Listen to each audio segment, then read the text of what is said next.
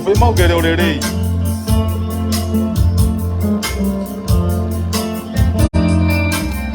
Upe pe ini ang saibe.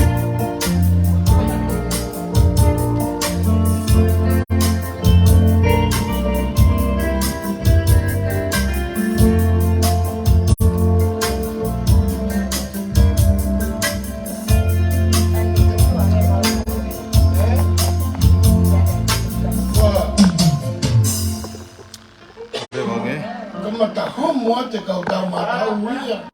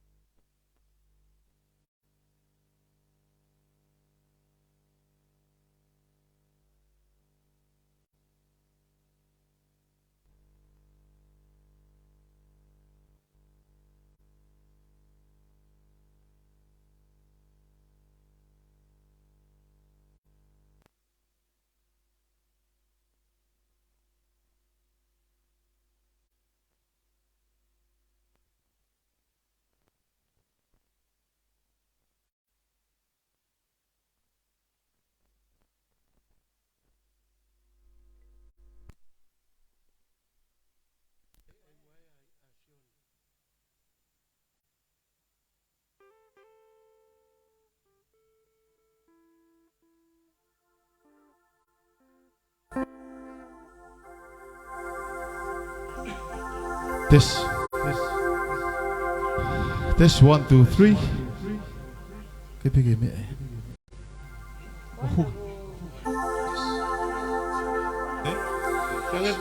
Iyo, ki kore ki tokon mai tau.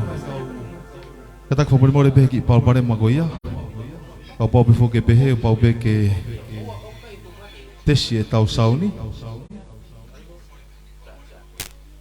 Te ate be tau fasi tesi ka te motor mo.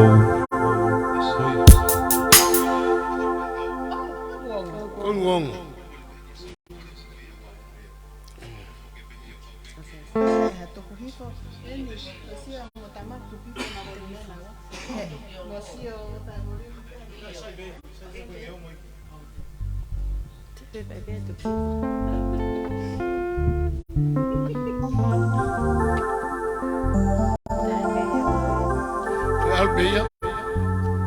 Ate be tau fasi tesi ka te motor.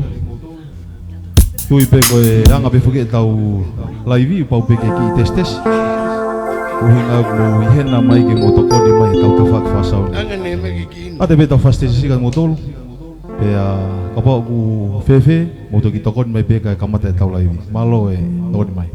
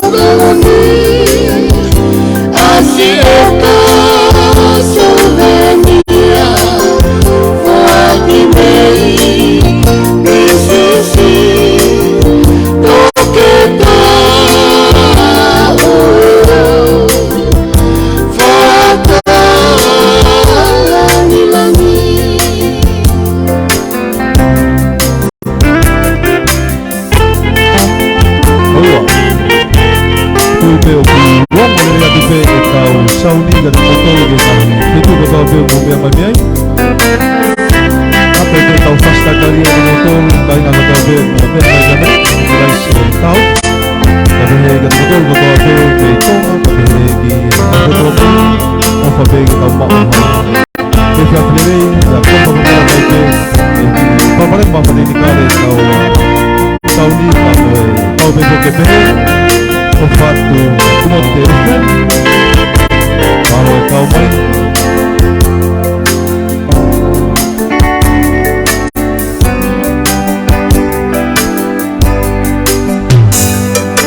se i palata isi a pacifici to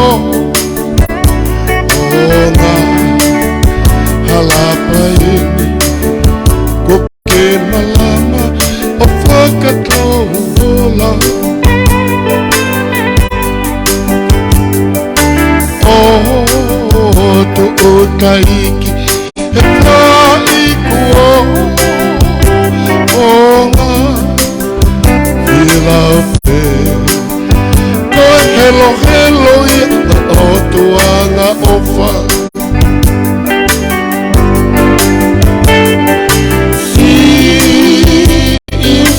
Taka e mai mo te apumuri oh taria mei koe ni maudaloni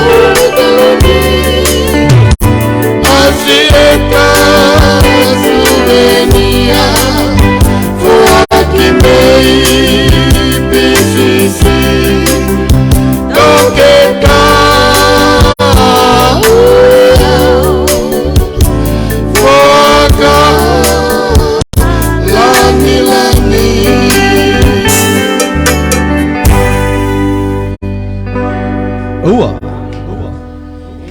ko tui ko e tau fasilitari ka te tau tole e whiawhini pa ko tui pe o kuongo le rea tupe ai ngahi le o maari e goia ai kau ta me ani e whiawhini ke ngai whitu ko tau pe mo mea me ai loto pe ke whawhungai atu ai silo ni misi putaksini i hoani me a te aroa e tatalele i whiawhia mo roto ka whanag mo tolo e ka inga mo e whamiri ka pe ke ngahi when e tau pesi silo ni ke ngahi whitu ko tau pe o mo mea me me ai hai ko malawe ko helai fo mi mui e ku heni ai tahaya e ka original ko ia iongi protest mo na iongi le mai me ponu wala ia me i kare amerika ka behi ono ofi fine tahine ko ia ko mere ke ngak pe iongi be o ke tahine ko mere nau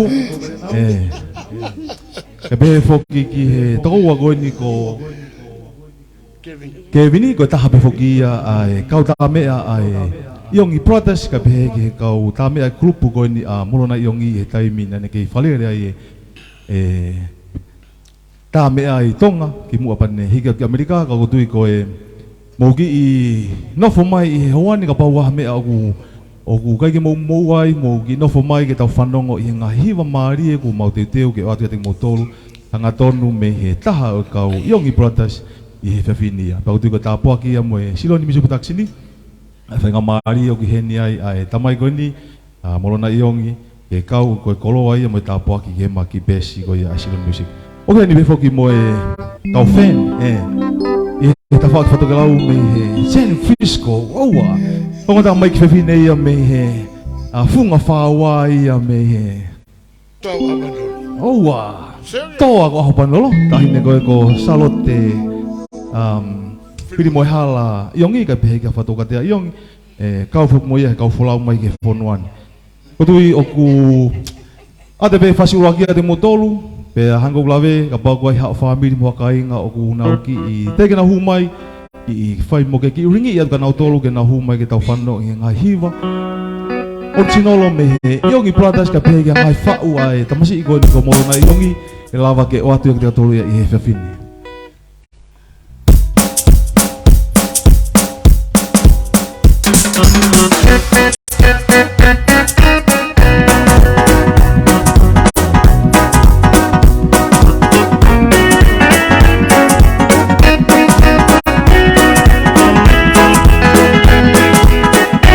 porque estamos haciendo el colo también. Vamos a ver que tenga para el tauhid.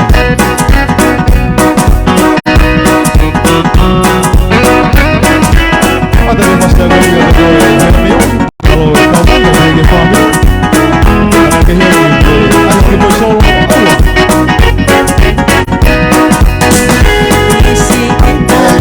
Fatamani mani Oe motoria si etu afani Eu lau kosi otore mani Akapo eu mateno ai Isi Italia fatamani mani Oe motoria si etu afani Eu lau kosi otore mani Akapo eu mateno ai Oiau sete no foto afani Kaba mama oke atukulari Si ifami temi te amata vai Oe kamaringi si hori matani Nova si oku opa anga Etu oki kare te ulaka ketata Aseku opani teme afaringata Ewa temo au kita etinana Kalau buat kita nanai malabesi, tokon di mai ini tahu sauni, udah dua mati yang tahu sauni. Oh mana nanai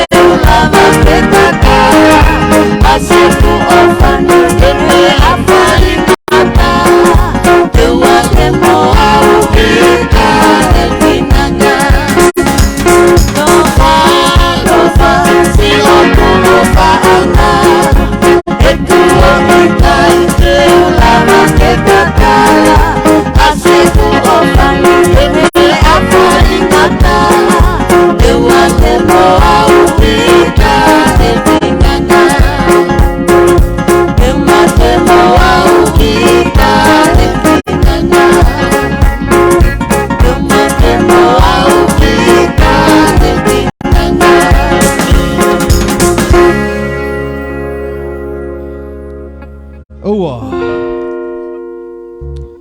malo mua ko tau fasi ula kia fa malo ate muto pe to ko ni mai he tau ki I live ko ia he fefini fa malo fo ki to ke ta ko ia me Australia tamasi ko ni ko nana mataves malo to ko ni mai ki he tau sauni mo ni hena o tal mai ko ki hange o ki iong o palala pe e tau sauni sio mai ki he ko la tamen ka be he ki mo nai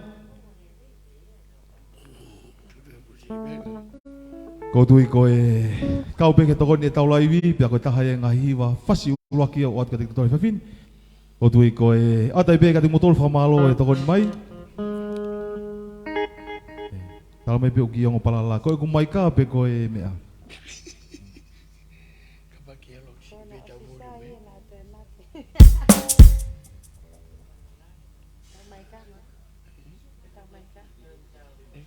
iyo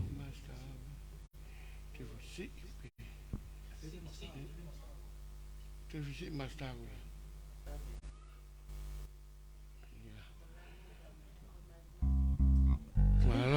Malo. Sai ko na uto ki I seti e tau mea to ki whanongo mai pe ki ai Koe tau whasi ula kia. A te pe tau whasi o koe ka te motolo ko tau peo kau mai. Pea koe me ngahi request heni. Ni hena mai mei mua. Koe ke alue lai vi. Foi hiwa sone taria uri koa molonai. Koe request ia mea makeresi latu. Kene tae mai foi hiwa sone taria uri mahoni fifita. Mahoni fifita me Amerika lah. Matui ka hau koe na molonai koe ni kono sino bena e tō mai. Ka pau koe pepa hiwa ka pau manatui a molonai e tā ia pia ka pau o kui e pepa hiwa. Oua.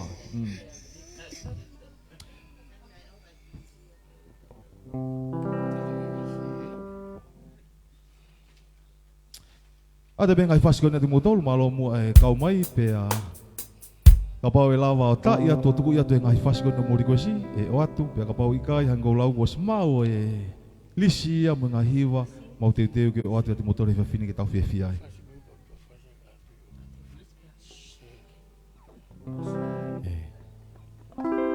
Pamalo atu peki ata be whasi ako ni ki Brisbane Asteria tau hine goia ko Rita Amone. Malo whai tau whapare o whatu ka te motolo ata be whasi ako ni ki a Lupe Mafi. Iunisi fukafuka malo kau mai. O motolo ko toa pe toko telanga tupu ko ia o mo i he laivi e he whiwhini.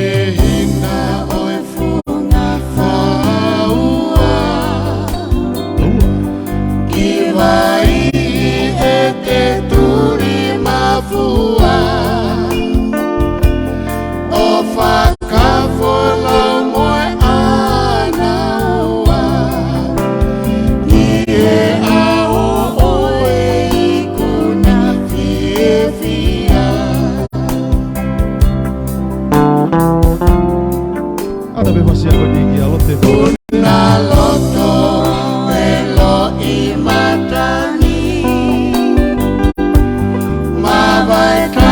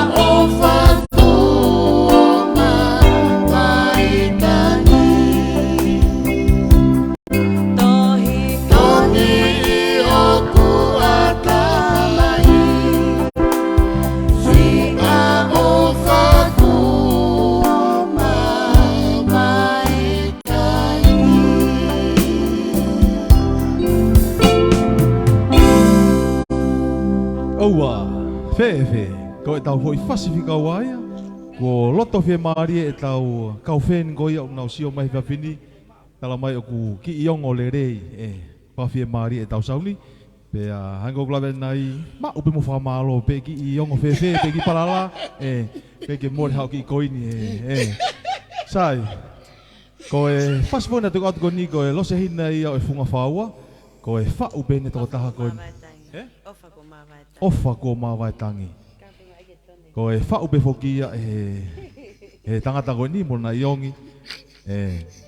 Pea ko haku ulawe nai ulai hau pito e ngahi whau a mona iongi e lawa ke tuku ia tu he tau laivi ko ni e tau whanonga ki ai. Ia ni foki mo seneti iongi pauni. Maria lahi ko e oua ko e mere o wana. Oua teke to e lau e nai tamai me e nai. Ika au pito e au pito a mere. Hoko peka hene ri. Oua to e pomu. Oua. Ada pe ngai fase ko ning motolu. Malo mua e kau mai. Ngai feitu ko tau pe mo mea me mea i pahangu lawe. Te ola pito ngai fase ulawa ke teu ke o atu ating motolu i he whiawhini. Pe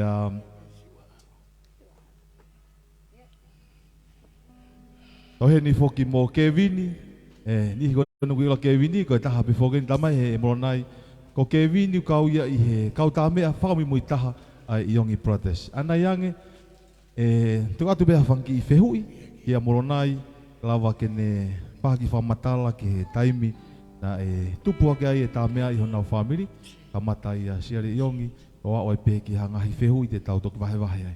O pine mai pepe ko whaiteri ha foki tau laivi e wani. Peko hae fuoloa kai hange ko tau laivi ko he kosi. E pau ke atu mai ki whanki whehu i ki a moronai e ki wahe. Nihi ko nau ke ireka hange ko au mo e lere mai mei motu e ke fuilo lahi ki he historia ko ia ai iongi protest. E whawhinia ko e tāpua ke o lawa ke tau maa moronai lawa ke wahe. Ate pe ngai whase o ne motolu tau te whito ki Amerika. Nihi ko tau peo kau mea ika pehe ki Hawaii oua. Ate pe whase ako ni ki he one Tala koe awai gigi, tamasi koe ko tilang folaha. Malo koe kau mai, malo e takitua, pea malo mu ai ngau lahi whai me feituna. Whiri mota tupa, o stai migi hen ni moha lan, moha sapa, pisoku. O whakate motolu, malo mu e kau mai, ata e ngai whasi ko ni kate motolu, malo mu e kau mai.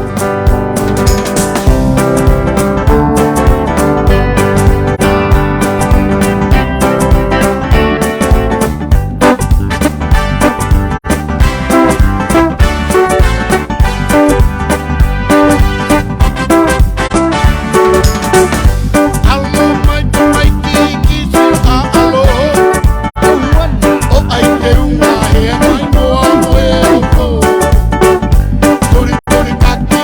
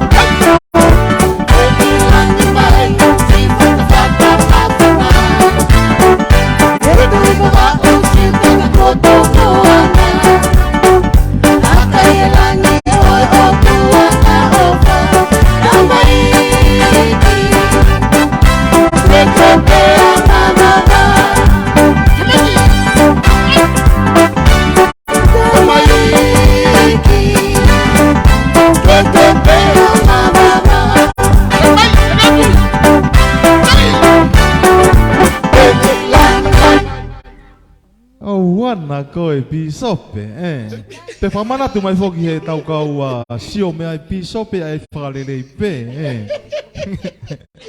Oua, pe mau e ke riri osi taimi koe foka koe ki Amerika o koe ke toe, Hain ko ulawe nai koe tapuaki ia mai pesini siro misu puta kasini, mo lilieni, e whenga maari o ku ewa mai ai a moronai, ke whonuani ka pehe ki Amere, koe wholo e vai nofo wa mama o pe hange ko ulawe nai, o kuo more e maloni, koe ke te ai mo e kulupu koe ta sauni, mahiki mai ki heni, ako tui koe whenga maari o ku whatahataha e whamiri koe mea whalata moni.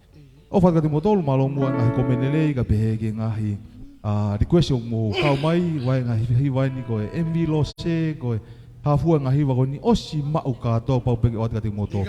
Ate whai whase taha koni ka te mo tolu pea, ka hiti ko ia, e wangarewa ki whenga maari ki a molonai, hain ko kulawe kua maki whaukau mo rireni e tauni, ki whenga ke ki ririu e ki kehe ma laivi, ke ke mafuno whataha pe ki he laivi hiva, e iaha ni ihi hange ko laivi ko osi, ko e ki kaunanga kona e humai mo laivi ko ia, ko e toko taha ko ia, ko te ia ko ia i New Zealand, i ta whaaki kone musika pe a ne kore mai ke tokoni ange, i he whemau ene ki pocheki, whemau ke kauhaki laivi pe heni, e tokoni i he pocheki ko ia ko i he ako, pea na maloto le rei, ko fufua taimi pe ke humai tahine ko ni mau whetaulaki i he kuosi, e whiaf ko ia. Pea hanko e ahoni, e mau whenga ke, whenga e pe ke aha ni ihi, tau te whito ke he kautareniti ko e tupuha ke i he whonuani, i he musika, e mau lawa ki whenga maari ke ki whae ke eke, mo ate peha tau ngai whasi, e lawa tokoni mu whatupula ke tareniti musika. Hanko ospe fo i whasi ko ni, anga ki whenga maari ki a pisope mo na iongi, pene whae ki whakamatala i he fufua taimi, whafoke manatu ki ho mau taimi i he walungo fulu. Fitu ngo fulu me walungo fulu. Whafoke ange manatu ki he fufua taimi ko na e sio e koe a molonai ke taimi na e ki ia. Kamata ke ala ia siare iongi ko ni ki he ukulere. Pena ukulere papa, pena e kapa. Peko hae ki reksini e whamiri mo na uongo. Ko tui pe nai pe ki i e whengaongo ni mai molonai. Whaake e molonai ki whakamatala ke taimi ko na e fufua. Ki whakailai a siare iongi ki ta whake musika. Ata peta whasiko ni e mo tolu, malo mua kau mai, toko whangau tupu koe ni o kumo mea mai koe ni ki he taulaivi. O whakar mo tolu, mo ki whanongo mai rewa ke tau ki whanongo mai rewa ke na historia. Iongi Brothers, malolo whakai maloni, ke kia ha whenga maari e ke mau ki whenga maari e peheni, silo ni misi putaksini, kau ki heni a kona iongi ka tui ko tāpua.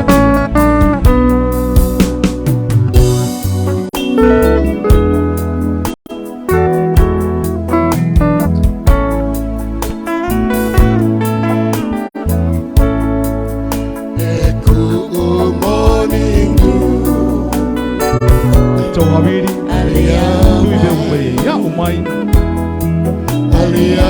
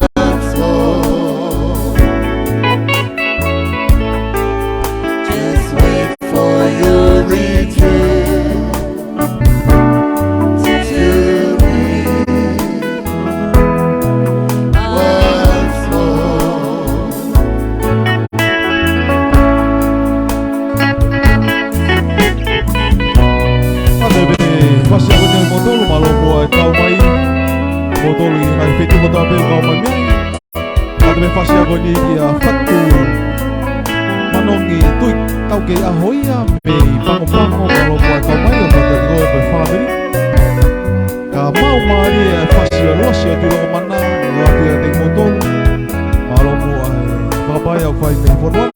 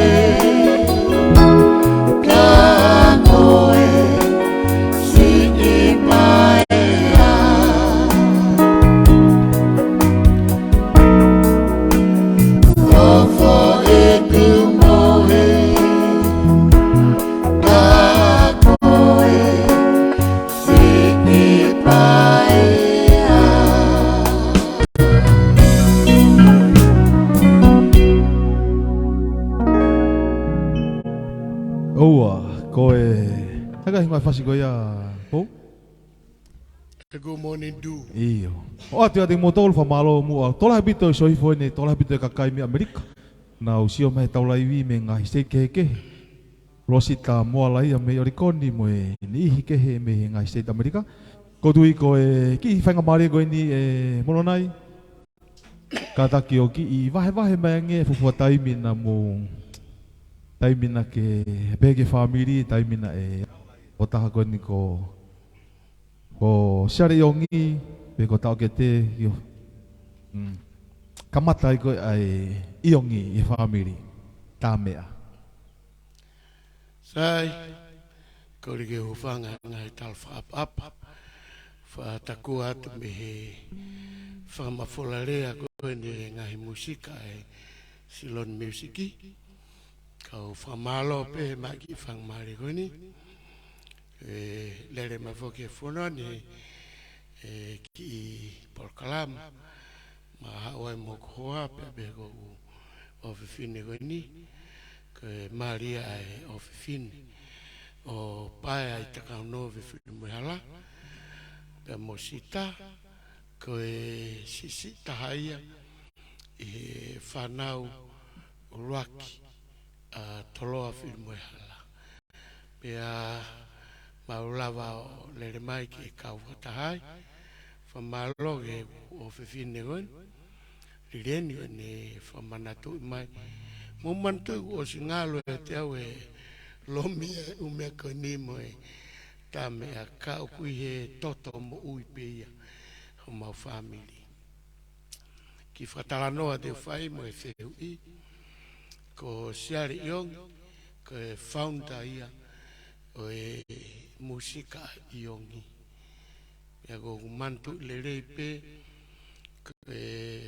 famatala ko no historia na tupu hake pe na o si tarenit ia ni mo ui o wako atu ngesi kapa mo o me ke ene finga ko ke frau ene fakau fra tarenit musika pena alo e mauta mai ki niu for all o fai ngai niu to kon e langa ma falo tu to mololo pena o mo ki I ukulele nges niu ke fuakiane pe ha uia ke oange mai lai tahi ati mautolu ko son for puria yong ya kiki sa ia so ne bo la ko ia ki mea lau he tangata e kia ko ni kon fai ngamari o ne ako ai ene ta ukulele porque sare na I loa pe mende ki lau toi he ta ukulele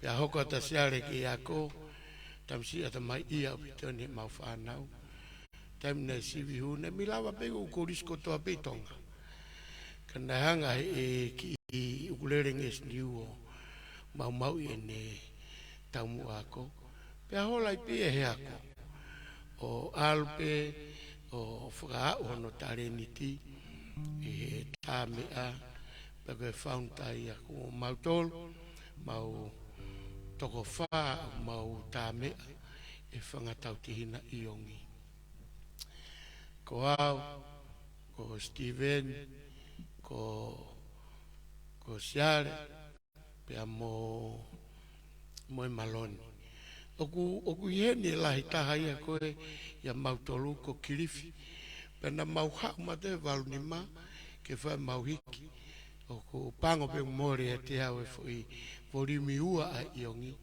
pena mau hi vai mo kirifi si maloloa kirifi kako wha malo beki whae marie mai MC mako ko to e wha malo ko toko wana ni hanga o mai ai musikaga tik mau tolu pia mau fie ai tai marie tik mau tolu angai monu ia na mau ma kau ngai monu ia goana mau wofe apito ki whare ha mo yofo e o me alahi fasi uraki kona mau hiwa ko siwa alo lotonga mau hiki Hawaii ku ta iange o kumiange e pilorevu ki mau tolu ke mau hau ke fuafua siwa alo e kona whaiva vau pa mau tukure mau tuaka mau fokmai kana whau ai e siare e whau koni e siwa alo ka ulaki siwa alo ia koe ai tamatu i pe nane te whau mo hiwa iloa o ilo i e tonga ko toa tau koula ke whau ia o tonga mau i Australia te whitu takiange ai office palasi ke mau hau ke whamanatu no tau whitu ngofuru pe whau e siare tau koula pa ko fia be ko lawe ai e MC he ki whainga maari pe na iai mo e kau muiaki e ting mau tolu ka tangata i loa au pitoia e aoni e muska mo fia pe au sioka nau tolu po te mani na sares kau fusi ke vinien mau yeni wai mo kau tamba i Amerika mau fia pe na mau kau e lau kau aki a hingoa o siari iogi ka Iongi Brothers maga ki fo matala no au pipia ka bau te ufo matala we mela e fulolo ai te momohe modok te kai te tafu fasia ka go ovatu e tonga ko toa pe ka maloge siloni ka na ufi e tari au ka ki lava hiu ki wau pe ke whahato whai pea ki whenga ia alo Oua, atu wha malofo ka molonai he lawe mai pango lawe ko pehen au ki manawasi na pehen e holo e viu ko ia e tau laivi. Unga foki talu e tau kamata mai e maki pe sini mo e whanohiwa pe tau tui ko hango lawe nai ko e tau fo weni maki whakau ka ki mea fo e lawa kai ngata pe i he oate e tau ngai hiwa whakatonga ka te motori he ngai petu ko tau pe monofo ai te malawa toko ni hangai hang nihi tau tupu hake e whonuani nau tarinit ke musika te maulawa a wahe atu i he maki pesi. Nau te whito i he ni e toko taha goi au chinolo me he iongi, mona iongi tene lawa o mai hangahi talanoa maari e, mon manatu meri e taimina naulanga e ofatika te koe nina hola akau tui pe ko ti akau ni kai. Talamai e lere hake manatu ki ho tau ki turiki he wha ako tā mea. I kai ke ngahi, ke ngalo e manatu meri e koia, o whaat mulonai, salote ka te heki a katea, whalanga manatu e whanongo ke ngahi hiva.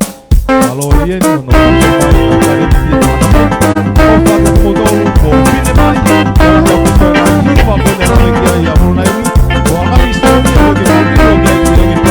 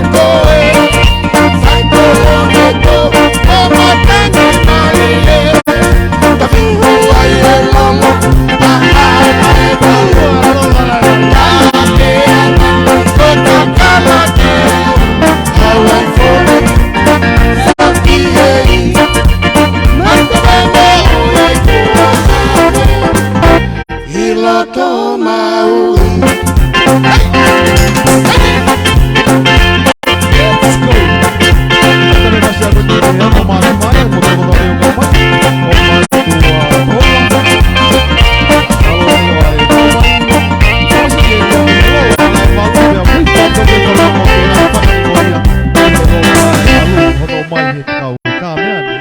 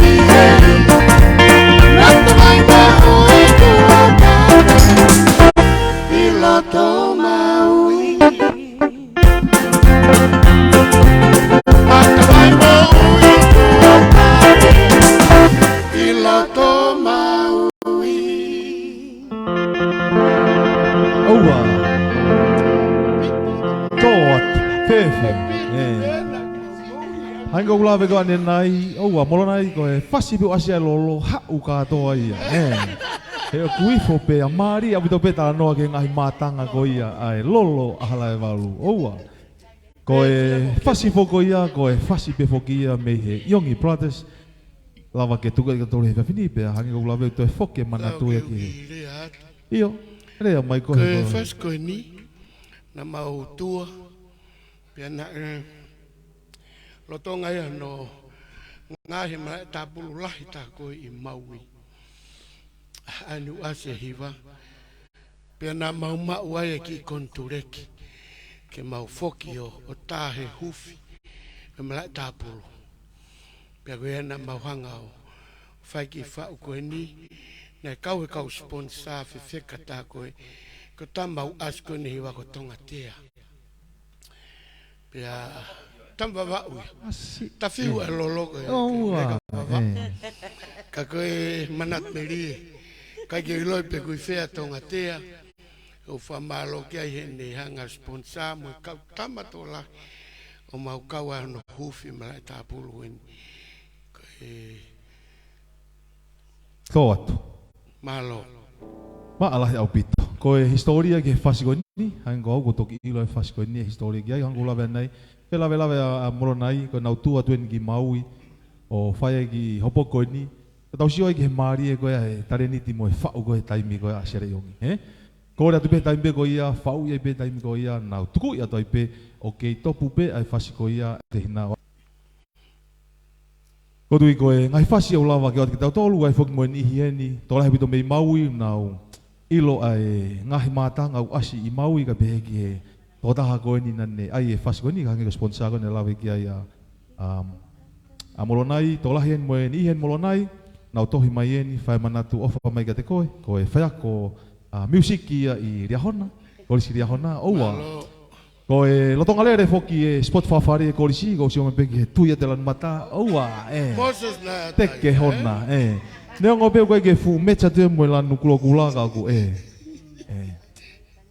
Ate pe tau whasi a ni ka te motol ko tau peo kau mai, pe hae ngau lawe mo pine mai pe, te lahi au pita ngai whasi Maria Yongi Brothers, ka pehe kia ngai whasi, pa upe e morona Yongi, o ku tolahe ni ihi o nau hiwai, pe alawa ilo ia I he ngahi retio tau te whito I tonga ka pehe kia ngai whitu upe o ku tau nofo ai. Ate hiwa ni tal munu ki e tiu spot ya Riahona. Aua. Ke hiwa ya o Moses Nata.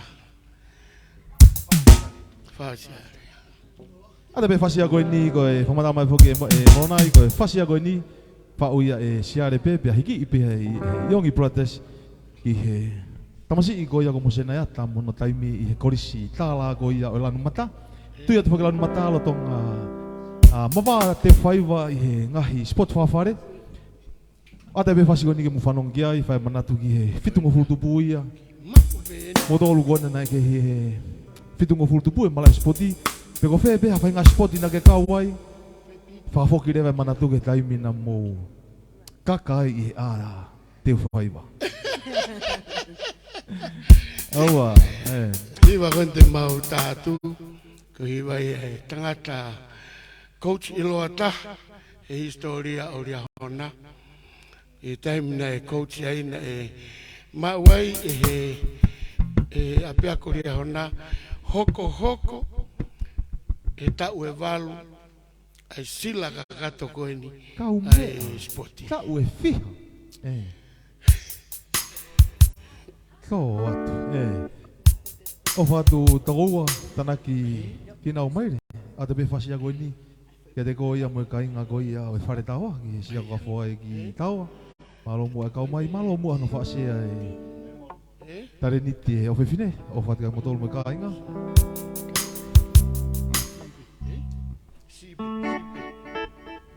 Mo pine mai te tau whanongo ki hangai hiwa i Yongi Brothers mo hangahi historia mo e background ia uhi ngai fo hiwa e watu hanga tonu ia e morona ia.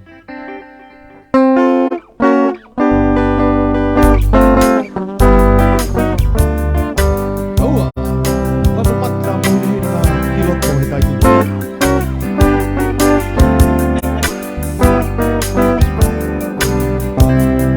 Teke tai be, tofu ai be mangiau e tau kau rio malong. Kau aki tangata he mala e o e sipoti. Lakai te whaiwa he kua nunu a pangai. Pangai sitori ki lau tape angari. Ko se sena e ata o moto kure koti. Tue te mawawari a hona kuo ikuna. Sila e valo e valo loa. Whanongo asi o leo ene ange aku kala. Whanamana iki mai pea te ono i ngari kangata. Latu mata moe pulu ena ki e loto kolo. Ele fuka he tolo te ui whakako. Manu me tai te au lele maile. Lale mari e maila vai tokaka koe tue. Kuola o koji e lau lau i tau. Pore ai a alotu. Hakai lani tau a whangata pu. Ngalu whani po ai e o tulani ko tau.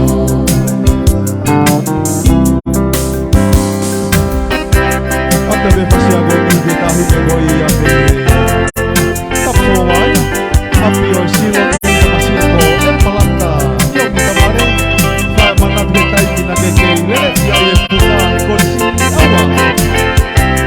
Malo bua e whakamare, ata be fasi a goi ki leite ni iuta, Leslie Hau, malo bua e whakamare, o pate kau mahanga mo tamasi soku sam.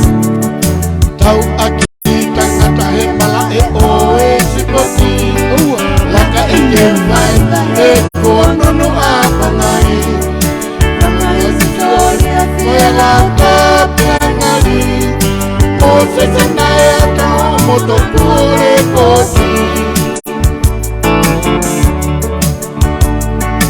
Kue mawawari a hona kuo ikuna. Tolu e sila e wai i e malu noa. Whanongo asi o leo ene ane api kala. Ana wana e ki mai mea te ono i ngari kangata. Lanu mata moa kuru e nga kilo o kolo. Lele fuka e tolo e te wifakako. Manu me kai te au lele mai. Ave Maria, Maria, vai tocar a coisa.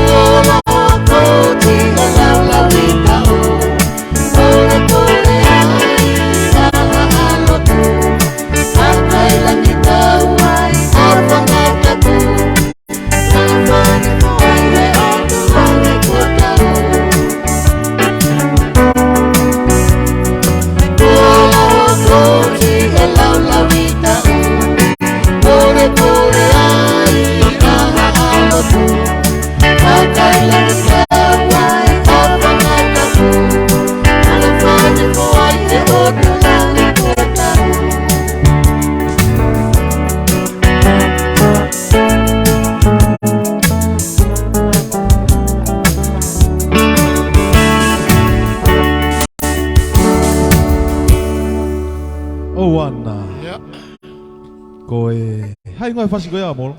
O se na tape. Hiva pe Moses nata.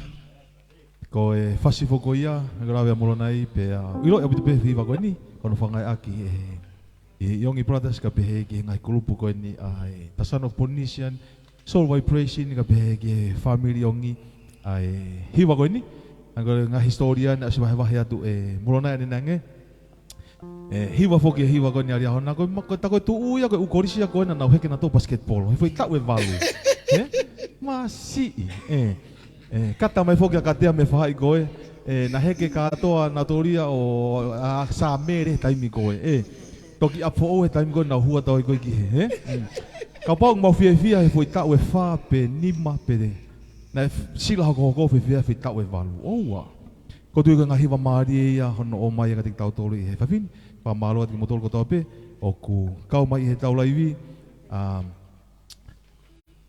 ko tola habito pe tau ngahi fasi na soi fon na ki viu mas tamasi ko ia poha gon go shongu haviri heni no ta mahalo ko ki kiu mai hala I he taimi ko no ata tau ki foi fasi riri ha ki fasi ko na pe ka hire foi fasi ko ni te tau ki fanong ka ki foi historia ta taimi ko ka te te foi fasi monai te oso hiva ko ni te fa ki fa matala ki taimi na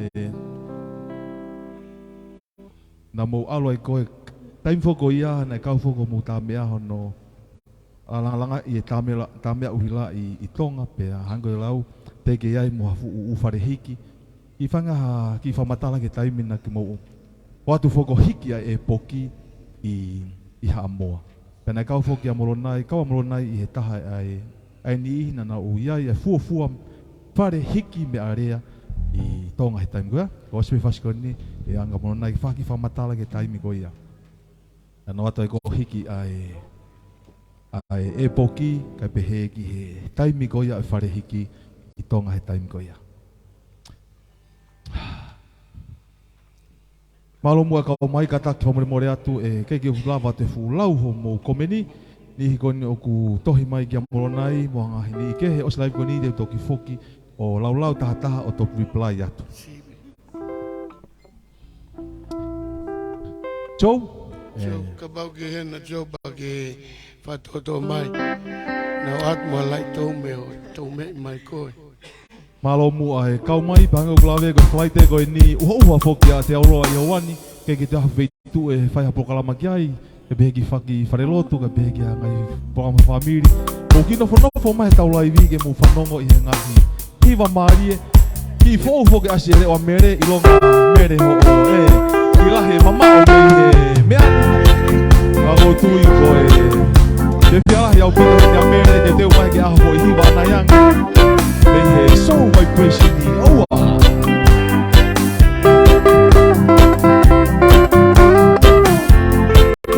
ade me fasi ako ni motor ko tau pio kau mai ka behe ki a sen kaus alo mai tau whapare Fia pea iki mawama Ao oe maalari e tonga koa E mai moa o ka ukola Eila koi fie fai kuonga Ufekina asi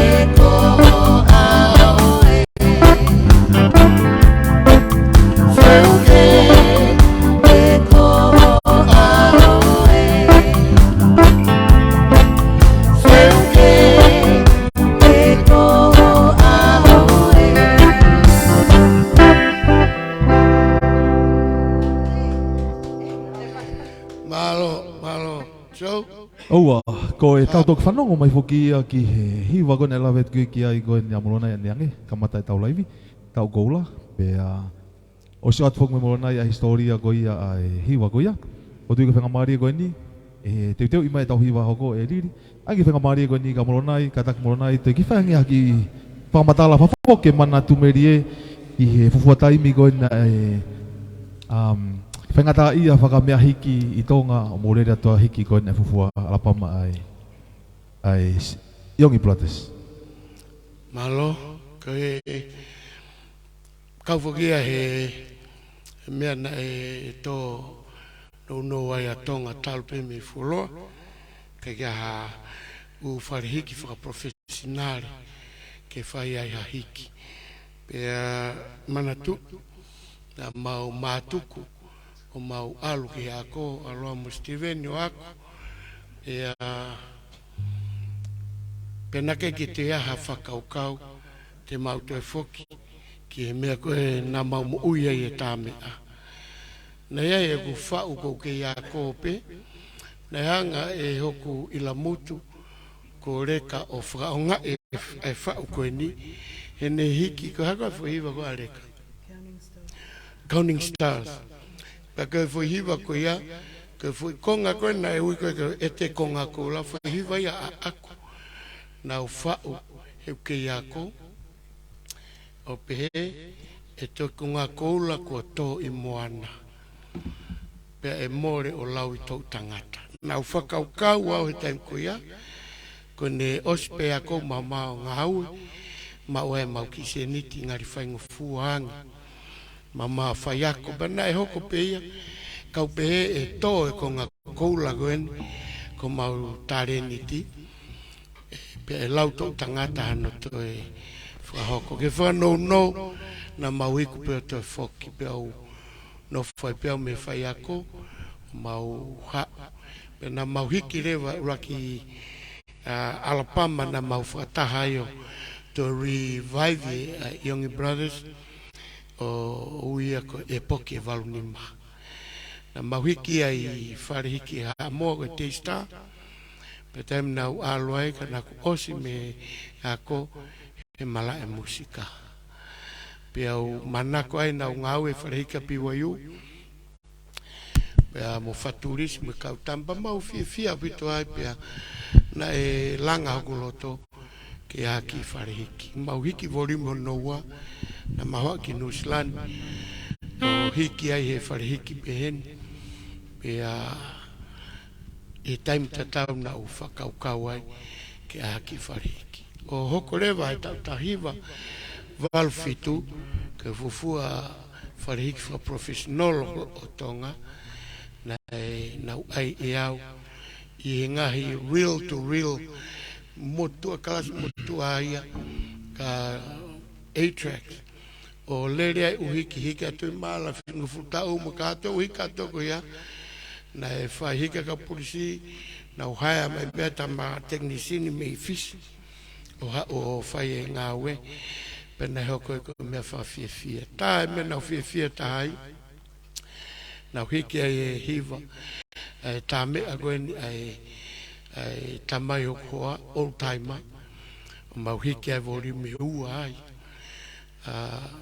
ka tama koe ni unau heni nau hike nau oriu me temna nau kei tāi he tari sola ngai u mea pako u tau i pe u mea ko ia kana e mau inga ka te au na lava ai o ai u hiko e ni pea whakatup whakaukau ke toko lahi tamini au ko vea bitu ki wharike pa temna alga Amerika pa u whakau mai maloni wharikitang no moku ma mui pea no foi malon pea na tok time si pe pea malolo e maloni na e tau while vai ko hiki tā hiki na umari ai na mau umatoko ne ko hiki ai maire ua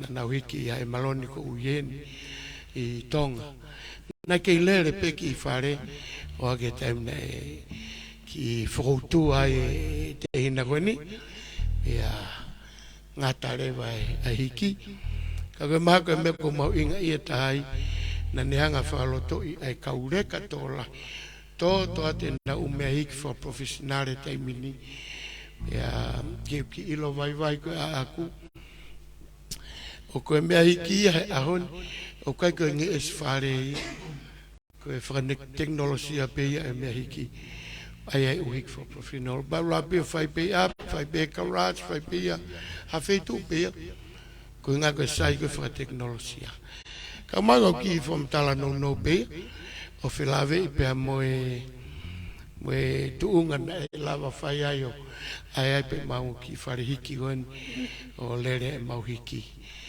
malo apito o vabe ko tare to feu I tangata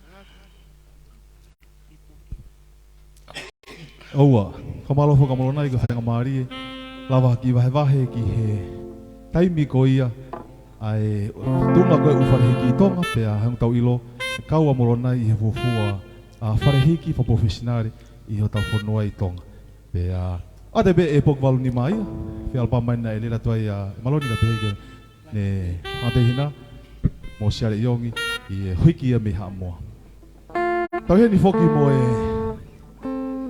Tomui mai to taha ko ia ko Joe ngu havi. Joe. Oua. Taha be foge ni whafo hai no molonai ka pega maloni. Kau foki a sio I he ta live ko ia ai ta sound of Polynesian ko ta sound foki a Polynesian ko kulupu ia maloni yongi. Ta live ko I tonga ko te kau puta ka tonu ia molonai. Ko tangata ne no fo hore hiki ko ni ai silon music I tonga. Kau teknisi ni. Kau ni tangata muhutare ni ti ia uhila ha whainga mea pe.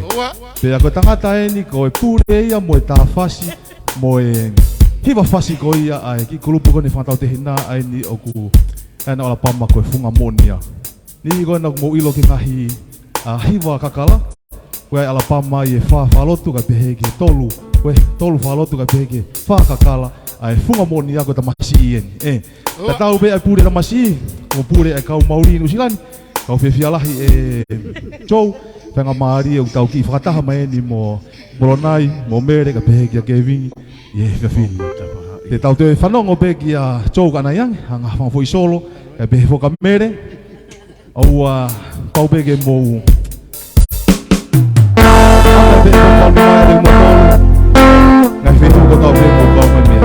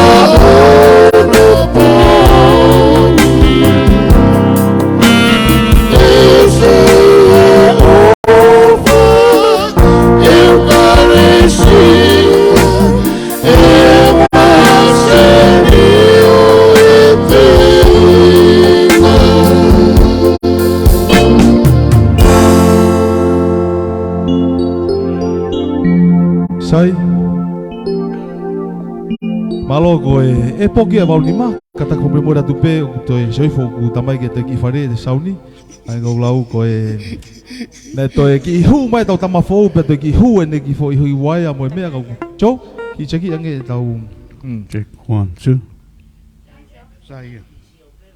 1 2 pahoe go lave me mau inga po aki ke a wat ke te motol kai pe ki ni mau inga ulava ke mo sio mai ai me he ope vai he ate ngai talenti pe ka pau e ki I fihala ki mana tu I ko ka fuma mani how ai ka pau o ku kai ke how au mo ko la fe ai e talai Calma. Sai ko e poki e valnima ko tu e lere pe taulai vi mo ki mio ipe o vare pe ane foi mio na tau ton Panga ko lave sope liri patu heni a mere I folo opito fanonga ke foi le o ar mere mani tai mo te o lunga mandu I ki folo hono fe mau ke ki o mai ha ki foi mea me kola ka wangelo oa ka pe foki ki a Ve ki a sio me he funga monia oa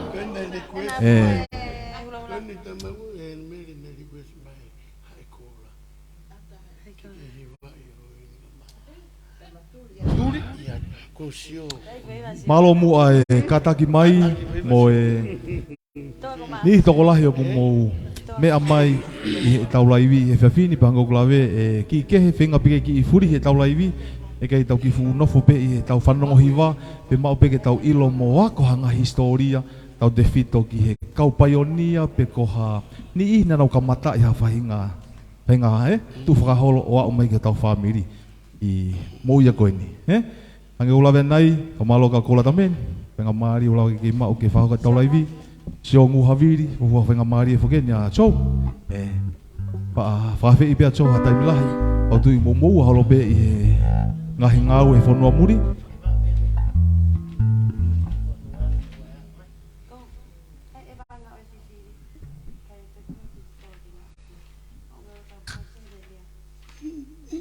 hau hau he koe ni kulau mai kau laivi ufulahe ku whamatala au tui ko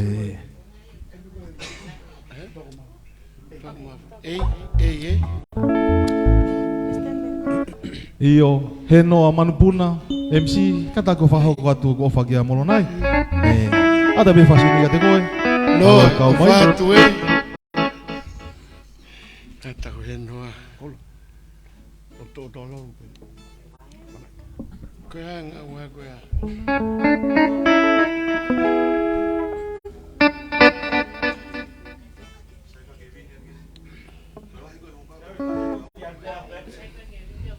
Ota be fasi agoni go fasi goni o si ia ala pama tau sound ta sound Polynesian kamasi ia ko chou ngu habili e otu a hiwa ko ia to ko mafu owa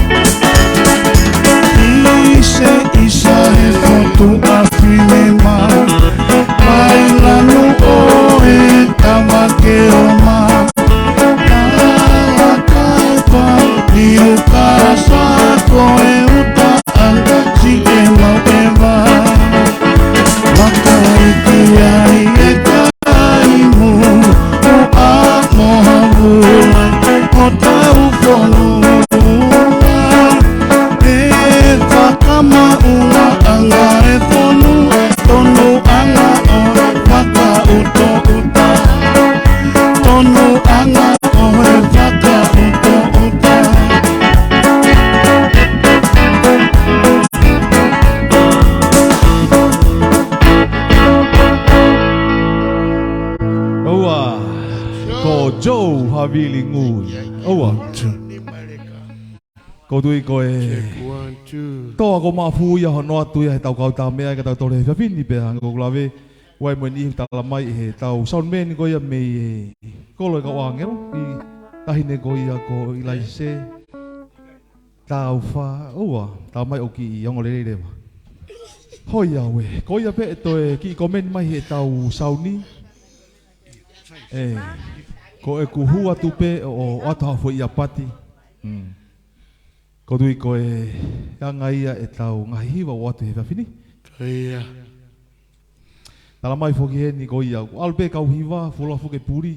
Mo e nohwa mamao wai mo ni nau manat meri e tala mai hen tahine ko e mo Susana Fareta e me kolo e lose. Por leni. Ko Joe Havili ko e mau whakauri na ki he ako. Oua! Sige mari, ana ko lagu nai.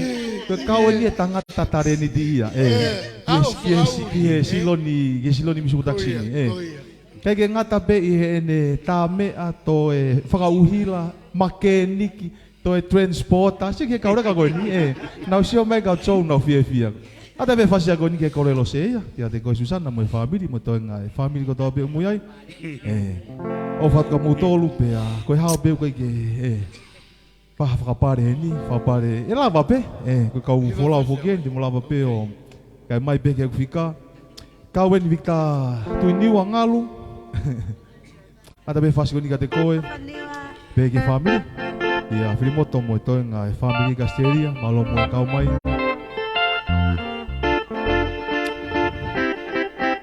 Ata be whasiko te motolu, malo mo e kau mai, ko e, Ongo i bebi so be o ku hela ia ko e tau lawa ia.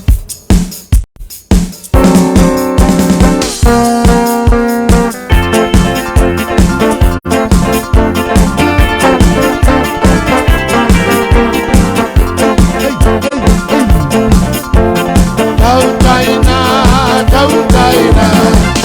eu malele. Tangi ia arume, tang matangi.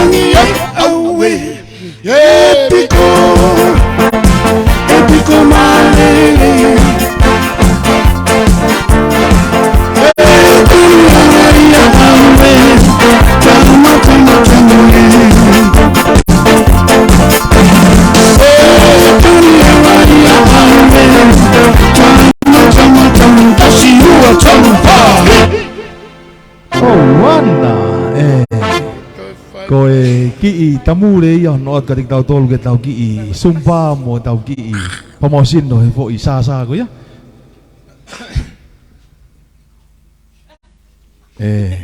Mari Pascal ke te fe mau ya ki to e algo ke pika polo a pungpongina lava le be famasi no ngai fasi ko ni lava ke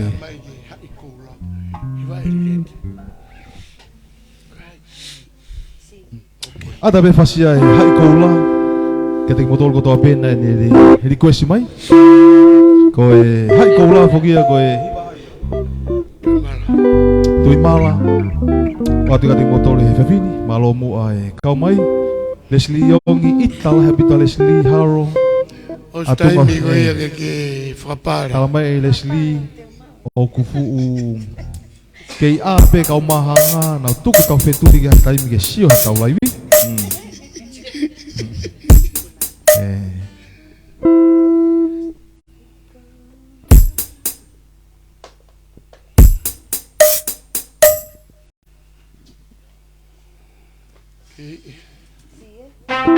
Ata be me foi lago ni he no manupuna ki me ripone alo mo kau mai no go fatu o fata molonai ata be ki e malata yo ni tamare bon namori ho pote ala moni funaki mounga pakiari taufa mataulawa te mis fau malo mo kau mai kasi alo te va ga be ki no Jago bisa ya me ba Ala tira de mau me hala tu benge wa Ada masih lagi kita ada di tempat curia tega o fatamo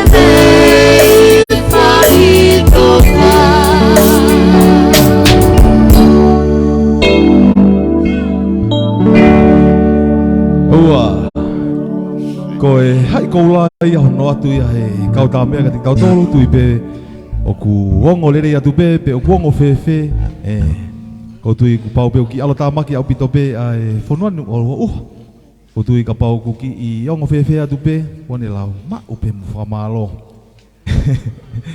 whamalo mu a e malata tamare whai e tautolo o wana ko e ema ko sio pe te sauti iko te saute iko Pai foke ni hieni ngahi request mai hieni molo ma e hiwa a musie lava o atu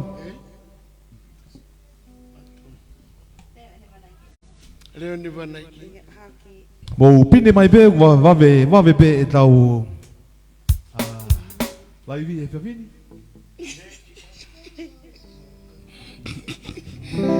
Também a coisa também tem que vai que ver também aí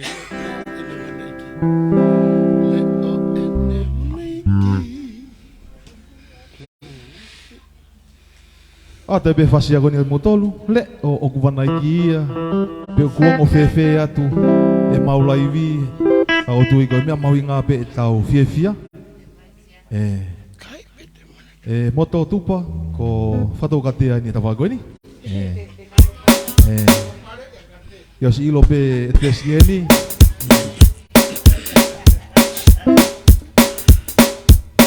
te fasi agoni moto tupa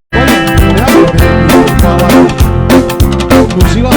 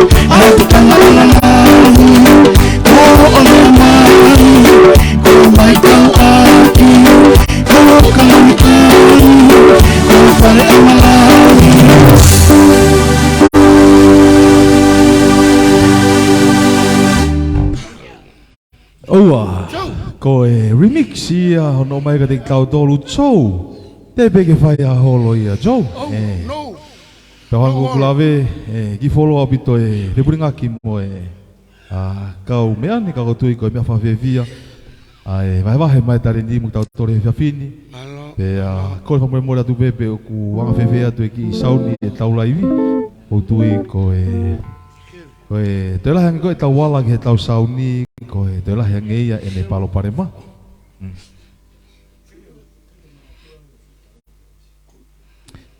ko tui ko molo ri mai peke vai pepe ri mai ki osinga kai foke ni una request mai fasa musie wai mo ni fasi a fontana ko ape ko hai ko tui ko ada be fasi ko ni ke fai kau kama si ko sione fili mo hala oa kana ke heni ke sio ki ai o fa ko to to sio pongpongi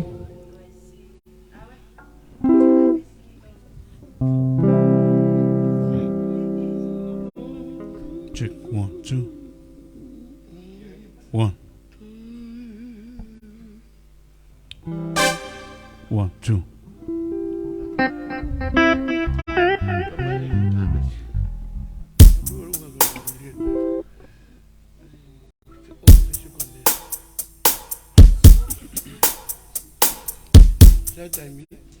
Ada be fasi ako ni kat motol ko tope o ku kei pine mai mo ngai fetu ko tope o ku mo me ai New Zealand ni be ki Australia Amerika ngai state ko tope o ku mo me ai ka be ngai puno ko ngapi ki amo ka be fok tau kai nga kitonga famaro ti motol ngai to kon be ngai popo mo pakau nga kau me mo motolu I he tau hua live mau pe mo silon musi potaksini Tuipe o kuma o pe hai fiafi lele I ngahi fitu ko tope o nguia I fiafini neongo ai alota maki I atiauran o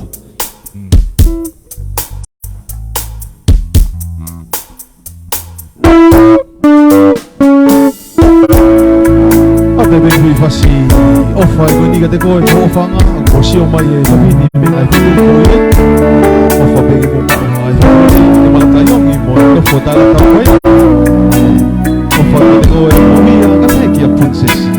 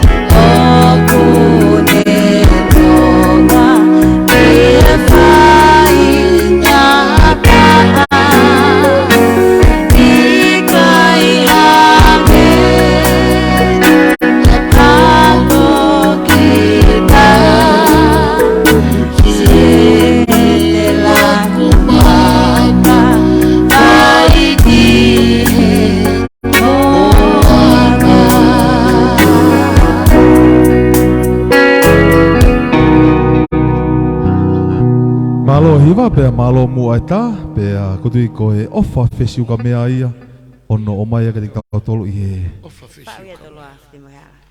e fafili pe hango glave ko e moni lau e lote lau mai ho mo musiki o ku musiki pe mo aho top funga fawa ko e fasifoko ia kamanat mai dien ko e fa weni a toloa fili mo hala ko e tangata iki a salote ko kui a tahine ko ni komere neongo o te gene o mai ta fu hiva fafin ada me fasia ko ni ka te motolo ta pe o ka mai ai ni ko na me fono muri ada fasia ko ni ki ko e undertake e be ki he family o fa ka te motolo mato ki au he tau ki ho aloto ko tu riri fefe ha o ki foi fasi vave pe ka hiri ko ia e angre fanga marie fa foi famare ka bisope ia mornai fa ki vahe ki fenga ongo na mau tai mi kona kamata ke na wa matuko atu ai ko ai yongi protest kamata ai ko na nofo vahe hiki atu asiare ka pe ki mornai i Amerika pe nofo reva maloni o Steven i Tonga o kei ke te ha te whenga maari e nau hoko atu yongi protest neongo ko ki whai pe a whetaulaki Amerika o te hike na ngai alapama ki mui na hilang taulunga ako tu i whaki whamatala ki yongo goni na nau mau he taimi goni na amanaki ke nau wholau atu ko ki whonua kai no fwe whamiri i kolo na nau ofai puwha ko tapsolowa mo e tokoto mo lolo aua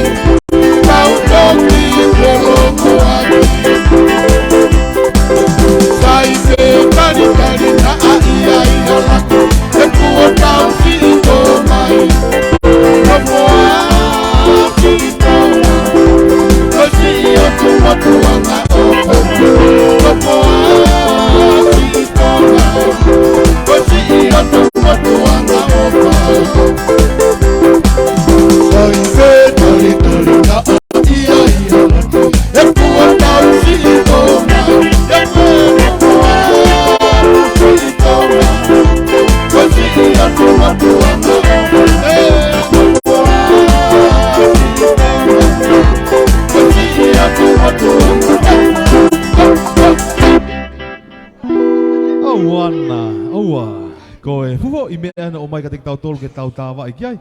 Pe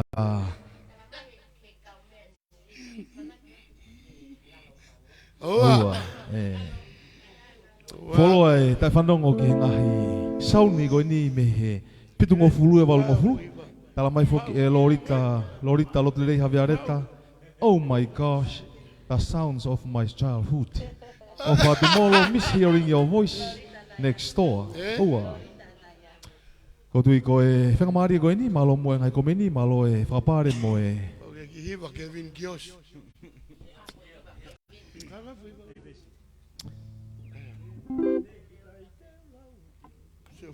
Oa.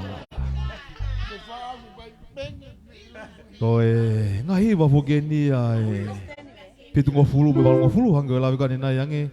O Kevin I foki ko e kau ia he kau.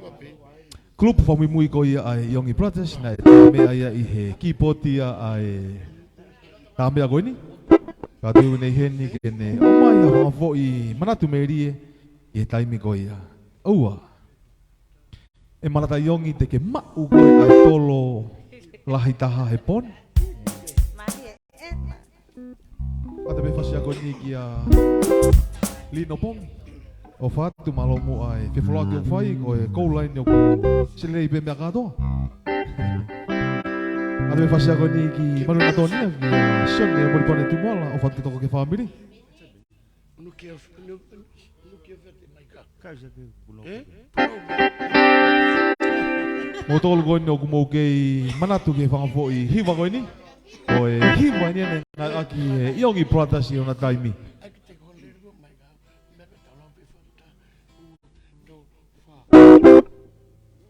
Hiwa tangata.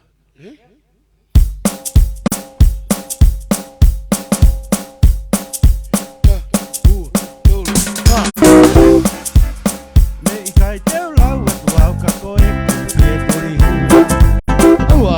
Toki ori koe, ke ki turi tapaua. Isa tama ai ke mua la koe a pelelei. Ki ngari tata mae, te kota freni. Ki tama ele e Valei te ki arua. Si tua tau katai kote si kaha. Kote lai ati kokua vete mosi o tau a moke ukula. Kokua kama o fesu mai e kaka. Me I kai teu lau e tu au ka koe ke tori hua. Ke toki ori koe, ke ki turi tapaua. Isa tama ai ke mua la koe a pelelei. Que ngari tata maeni, te kota freni. Tama ele valei te ki arua. Si tua tau katai kote si kaha. Kote lai ati kokua vete mosi o tau a moke ukula. Kokua kama o fesu mai e kaka.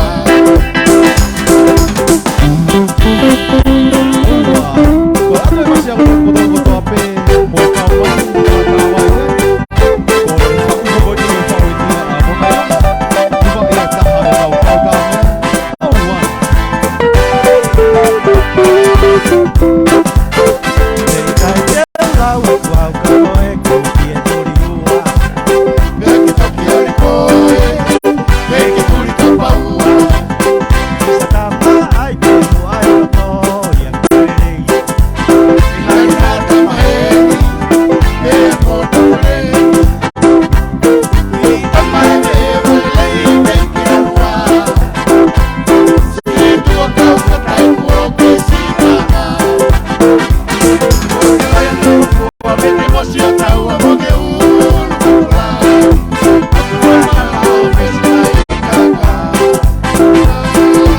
Kokua kama o fesu mai e kaka. Kokua kama o aki mai e kaka.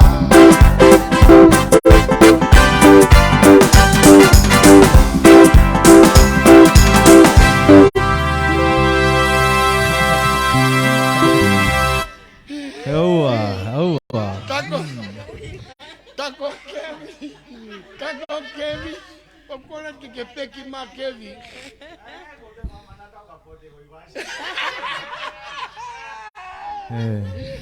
Koe, foi fasi foko ia, fasi maari e ia ki he kau ewe e valerei, mo ni koe ni uno fesi e kākā, o e lau mai ena ki he, ni toko lahi o pisi o mai he tau laivi. Koe, fasi foko ia, koe fasi foko ia na e whau ia e muna iongi, pango kula veu, lahi apite ngai fasi, koe ke to e holo pe tangata, kai ke nau to e manatu i e ngahi vesi lahi, koe taimpe hono oha ke ko pau pe ke. Sai koe, whenga maari koe ni, molo? Kata ki pe o ki o mai angeha ki i wahe ki taimi pata e ori koe taimi na e mahino ai koe te moua mawahe nofu mawahe whamiri pe a ngata ia i ongi brothers Iyo malo bito na mau tā mea kawai mutagonu o kin yong na e kau he paionia mai ki tā mea. Kau kinkini e taimi kogu takilalo pe mea rea he algo mo whakai ka hosi mo. Kai ki aha mea rea reo kai ki a 40. Pea kou wha malo ke kau paionia ko ia. E nau kamatai mai ko kalavite. Na e tā tokon lahi au pitu. Ko wotala waki. Ko mana tū ia. Kau tangata na nau kau, hono tokoni ki hono awe ki tā mea pea. Ko he taimina e te pehega taimina mana koai e mau ki tā mea. Fitu nima o aluai ki mui. Pea mau e mau contract e mau alo tahe tāngai hoteli a moa. Pea mau alu ko ia. Pea hanga e siare whaloto lahi ia mustiven ki mafoki ki ako. Pa maore mau ki ako ka e si foki masiari tonga. Mau e kau tangata iloai ko maire lata mai paula tu a tonga. Ko kepa si mama o atu.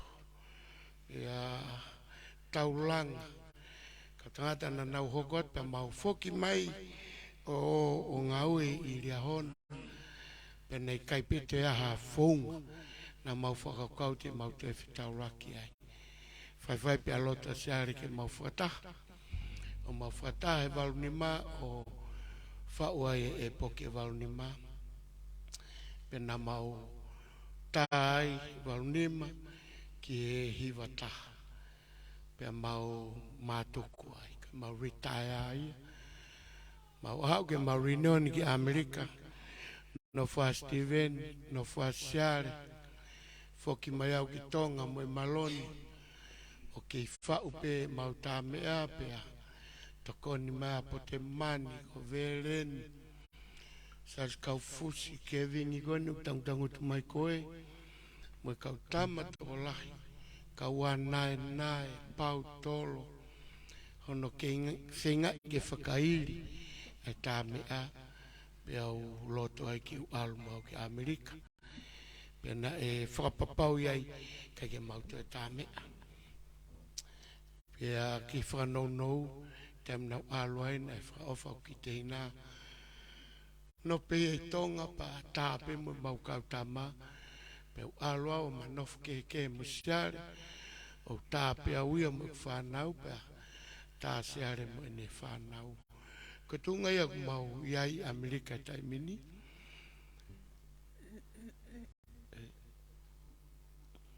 Ke ongo na e whakamamahi e mau mawahe. Na whakasiare mau hiwa reunioni o pehe more hingoa na tuuhe mape. Ko ngai ko mea pia o iloa e iongi ko e filo ki tāpe. Pea more ko hingoa e tu he mape i mau whakataha ka nai whakakake rewa ai tāme aia whakafo i tangata pe. Nai ai pe mo tāme a Steven i Pomona. Pea ko ni tu e taimini kai ke mau to e tā. Hau mo whakalakalaka.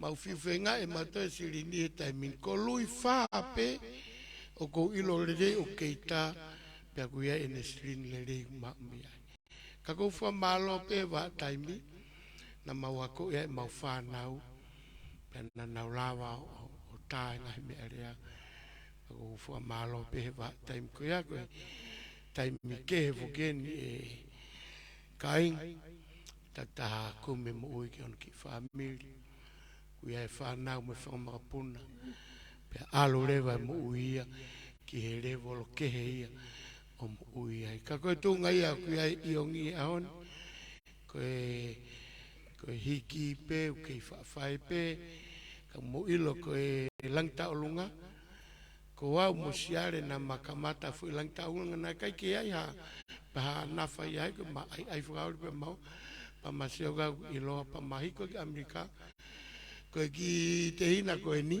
ko ni alange pe ko me pe ni alange falu te mau ke mau hiki lang taulunga tale malolo e malon te ga ta fe lang taulunga ba ko ki tui eto ia ha fe lang taulunga ka ko fa malo pe o ton pe ke fa malo ia e tonga ko toa e lang taulunga e kuni hanga kaiti moriti a maman ke ngahi katoa ngalalah kau whai fia ma ko ki fo matala pe ia ki he tunga kuia i ongi he taimini o mo sio mai pe ka pau whea peka ke lue whea peka ke pe mo re o mo ni mama mea katoa ke ta ka kou wheta i pe au na i ki wa taimi na maulawa aonga ki e whanua mo pureanga mo whamiri ako ia malo Oua.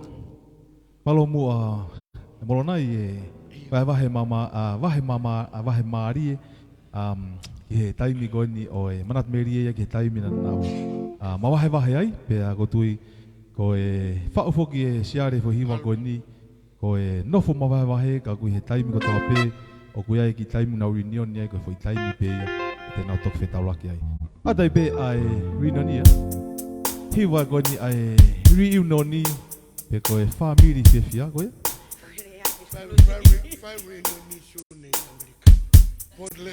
Ko ia i family on ko toa pe ke i lere pe ai reunion ni ga yongi i Portland ia kolo lo se. Patata taimi mo e wage ki ai. Lere mo e reunion ya nusila ia he sapate. Atai pe fasigo ni reunion ia. Ko uhi ko e ngahi tofo mama heba o ati ati moto.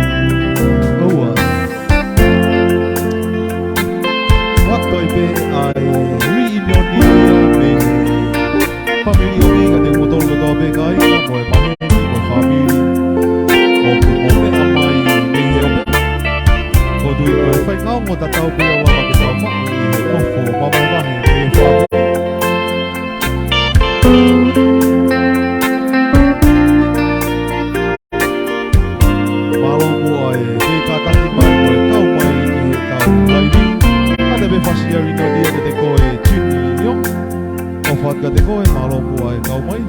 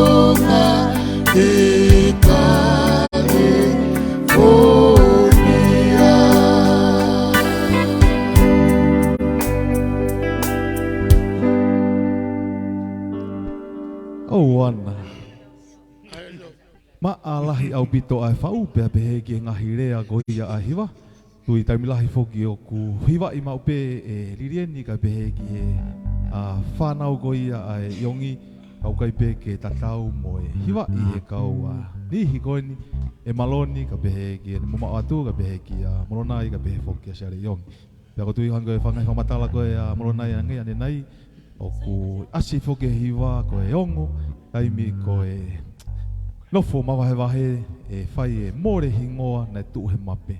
Ako tui e molonai o e taimi ko ni ko mama ata e maloni ya mo taimi te mama o atu e ke iloa pe ai hingoa iongi pratasia o lau ikuonga.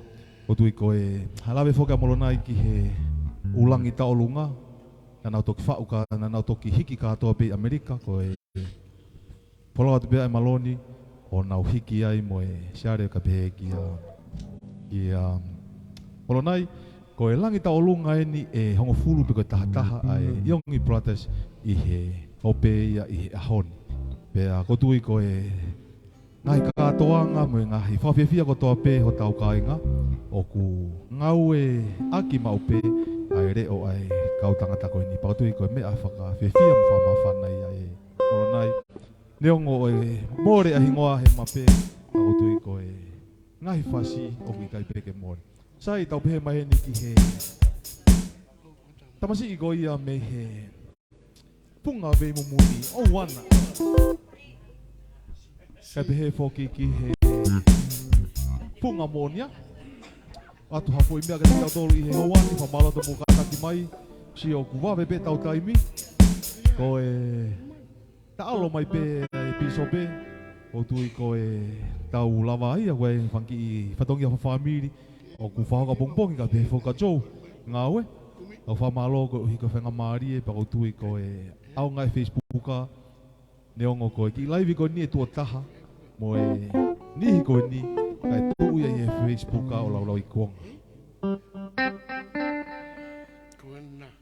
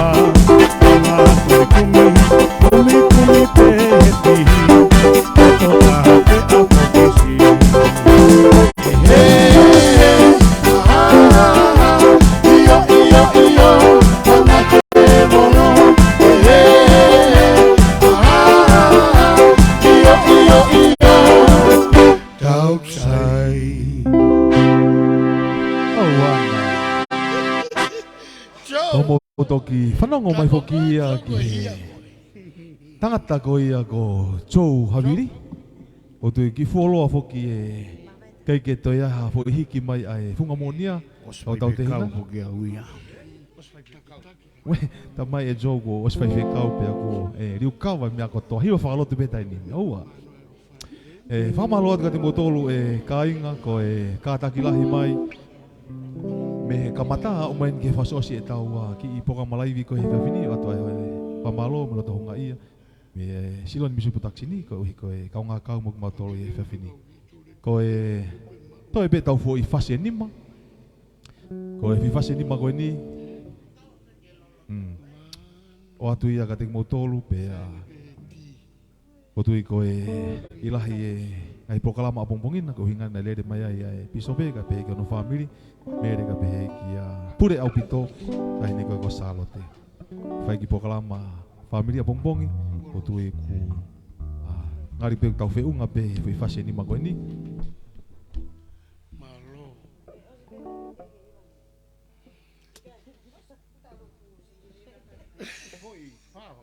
Tamai mere tuke to hiwana ve vai pa to fa manatu ki.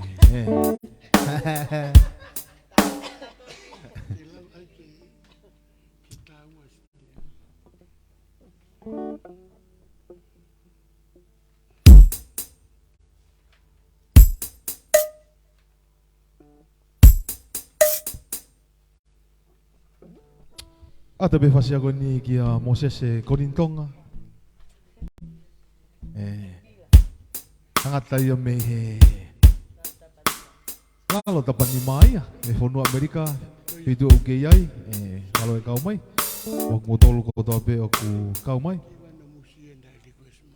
iyo ada be fasia ko ni ke ni hina ne rikios mai ai hiwa ko ya musie o tu hanga tonu be ya me ya molonai ka be kau tame aku ya wani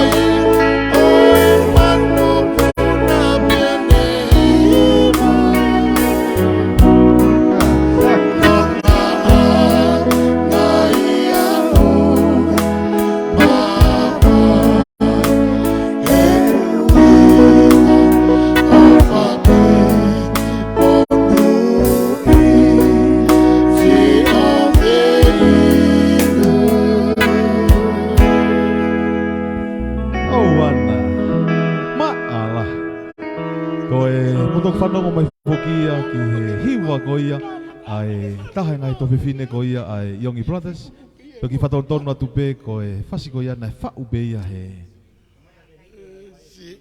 hoa o whaanga ko ia a musie tamasi i matahau ko ia ko Malakai tui ia oua pe ai ko klawe nai whamalo ati motol ko tau pe kau mai pe ai lahi me ngai hiwa toi ta hui wha ko e hui wha ko ni o mai katoa pe ia ke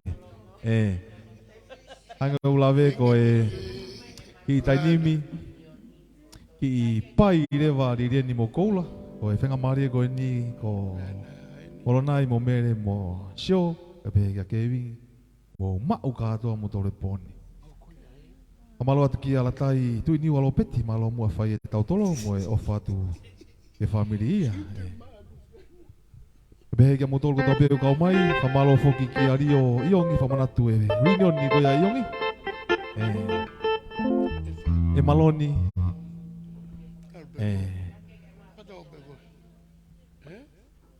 Pea te whamanatu e foki ki he family Iongi ko ia i Atialuani Pahako foki e tau ki reunion ni Ki wha family pe pongi sāpate ia, hikam sāpate I he heni ko ni molonai Mo kau mai kia i te tau ka ngau kau whakataka. Tala mai whoke i laise o tako uhinga ia o kuwhiu no kore Amerike hiwa. Tala mai koa ke kore koa ka haiko hingoa koe ni. Hai hingoa koe ni. Ke ne whangofua koa ke hiwa. Masi i taku uke tō koe ki he. Mea ke kore ka Lucia. Hasta me fascina con i buscar boy. Let's go.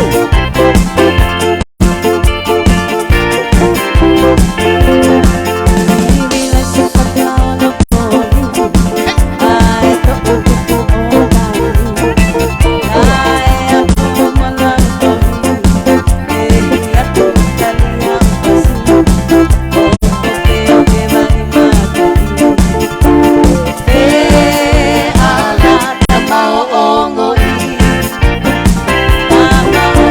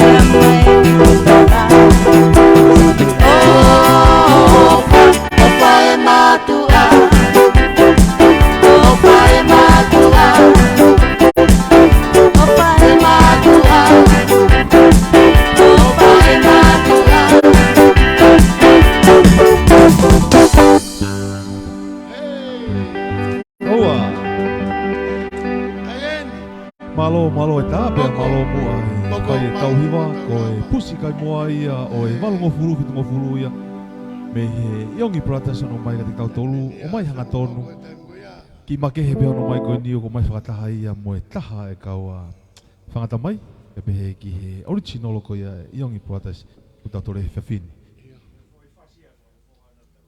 Oua ko ia i nihi ko na tupu hake ki muini ofa he mātua kalango fua he ka show Abe fasia ko ni ki a Tayeni ka behe ki a Sone Foriaki ko e taha pe fogeni e kaunga ue ia a e silon mispotaksini ko e hongo mātua e ni o na wharere a e Johnny Music Production Oua Mau katoa tia yang ngai siti ko toa ngai fasi ko ia iongi plates mo e ngai fasi ko toa pe patonga o ku mau ia me he Johnny Music Production ia me loto Aotearoa. Ka hui fasi tolu ko ni molo nai. Ka uia mai ka inga. Ia. Ko efa. Ki wa ni ke hiwa ia e tangata o sas moreni. Kai ko fa uia iongi kana e kore me pe ke hiwa. Temne more ano ho afanga ko ana moren pe ana mai ga tia la iwa temne mau ki whakangata maki anga asiasi so e hiwa mana ko outfit hiwa ko ni kui loa ko e kahiri lani ko e kahangai kakala i loa hawai Mario sione ko o saspori ni o fini hawai alu ko inga moro nai ko motona e namu hiki fufua hiki e fo hiwa Kawatu.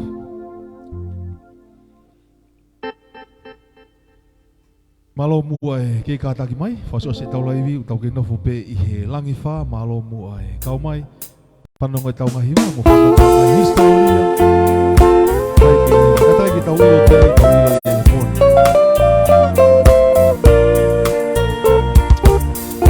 Kata me whaso kati ka koe tai, malo mua e lama mai, malo tā maki koe.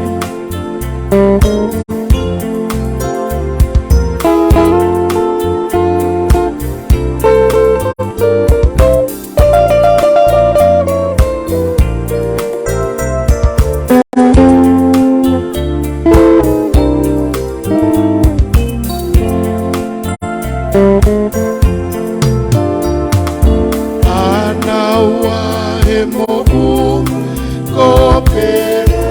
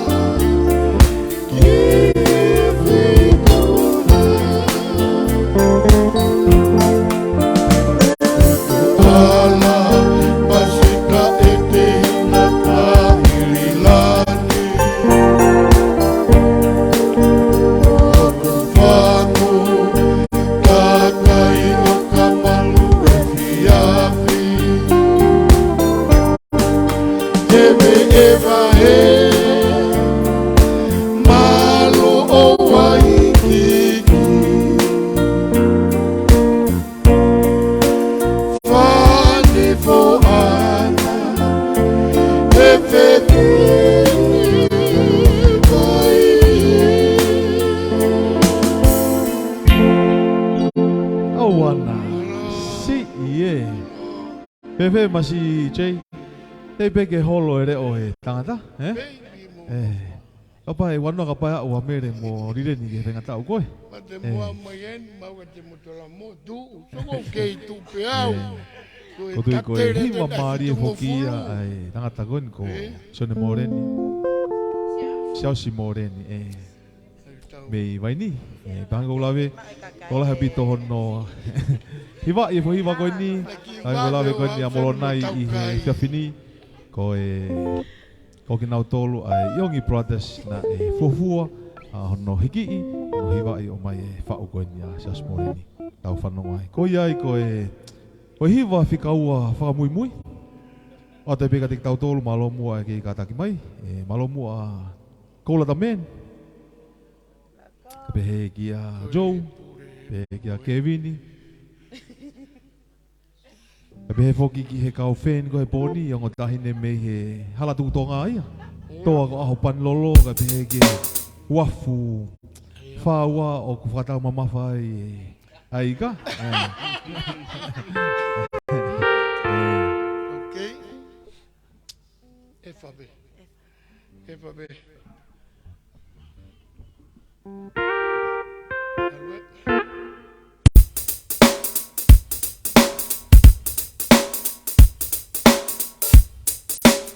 Ate beta faz para ua foto si de motolo. O fa beta o ai. Malo e mega to o e bota i mi. O ape mai que tau pa he be. Ei lo aqui amo que alu. Alu que manatu que na papau. Baby no bua. Tua que hange hate hia matia.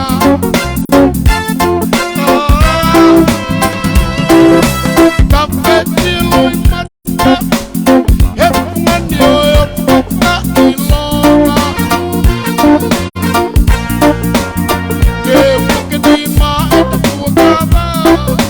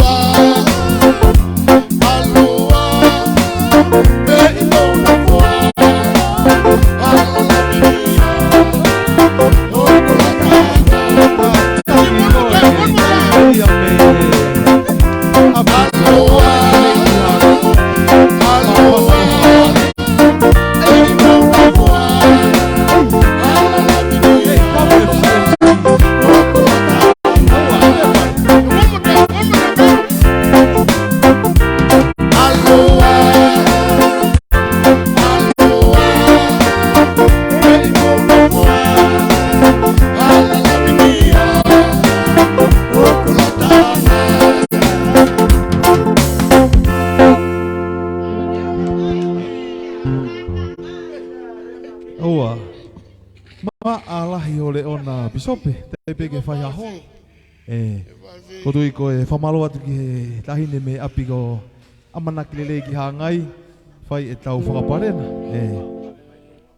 Whamalo whoki ki Sione ka pehe ki ataeni ko e whamatawela ku whai ki he tau kaulaiwi he whawhini.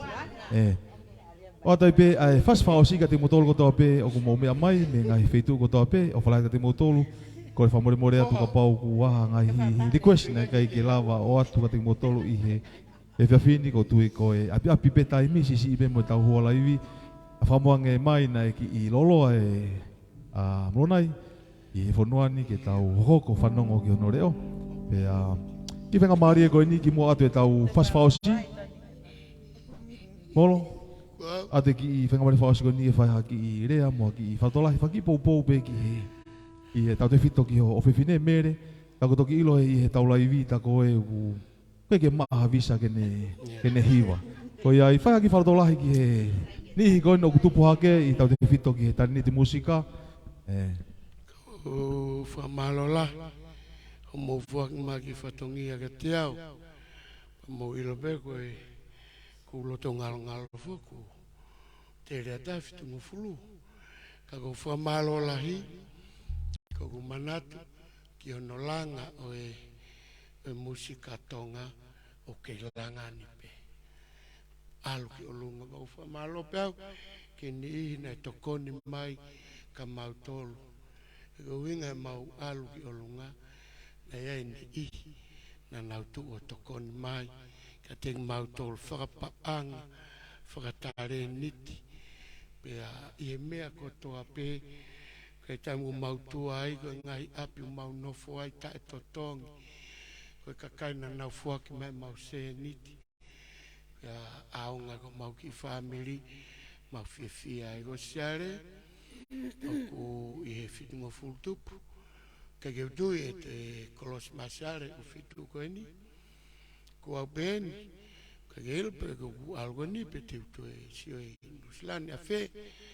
Kako sio mai beke ngai ngau e maong ong o ku asi ngalu ope me i Australia koe whanau ko toa pe ia a aku mo siare pe aku nau tu mo unga e tare ni ti pe i Amerika pe e taine koe ni taine penu ni ke hanga whafufungai ki mautolo i he musika bako ufafta au sio ka sio foha koe niki ma veu ki sino ka ku sai pei ko kutui ke tokoni lai ki a eni ke whakakake tau mea ko whiwhia ko sio ka San Finamo Taieni ke ngalo ki whareka koe na mau kamata he walu ni ma apo tawake sio ni mo Taieni whamaloga mo ni I ko toa pe o ke manako mo pou ko ki whalotolahi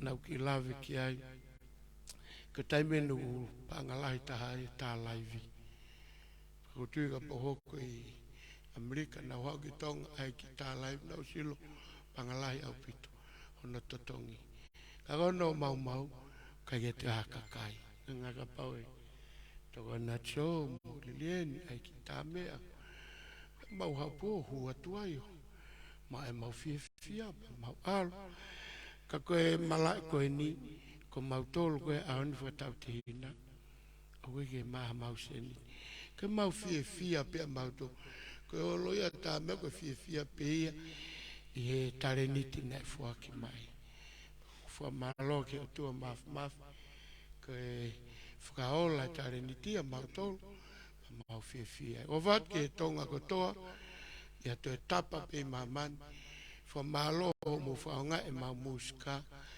o mau ke fia ko sare ke whauhiwa pe kua beko whawhawhawhika ka kautuiti e whoke whauhiwa pe a koe pe mo wharehik lelei pai wharehik lelei i Missouri a ki tamako ko Spawn Breeze o ku whenga mai ke mau hike mau uhi vai pa koutui ko whenga maari e koutu ko tauni te mamu siari ki ai na lawa ki hiki ko ngoi au pitu o mate e lang ta olunga mate whakatape mo e tamana ni hanga o langa lang ta olunga koloni ka o whaat ki whamira loni ka tea to e ngai whanau o whabete tau whinga ina lawa talo kori ka siare ma ahafu i lang ta olunga ke whamanatua ke maloni te ke lawa o tui ko e ngai mea e o whaikia e tupa ke whinga e ngāwe ke lawa o whaat ka te mautolo